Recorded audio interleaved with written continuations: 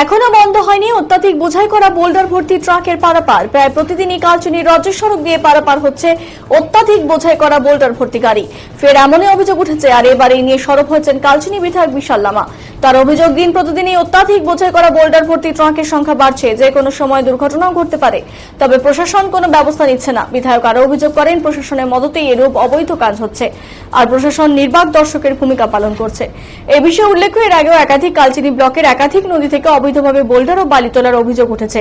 তবে এর বিরুদ্ধে প্রশাসন কোনো পদক্ষেপ গ্রহণ করছে না বলে অভিযোগ করছে বিরোধী দলের নেতৃত্বরা।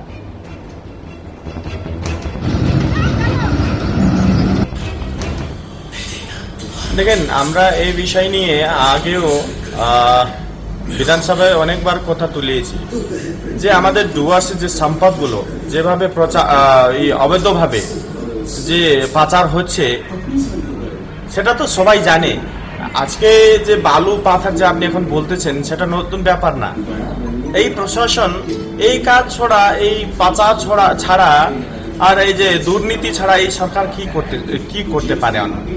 বিকাশ, উন্নয়ন এই নামে আজকে লুট করে বসে আছে। তাই আজকে যে আপনি আজকে দেখছেন, আমরা এটা নিয়ে আগেও এই কথাটা বলেছিলাম, আপনি তাও আপনার মাধ্যমে আমি বলতে চাই যে এটা অবিলম্ব বন্ধ হইতে হয়।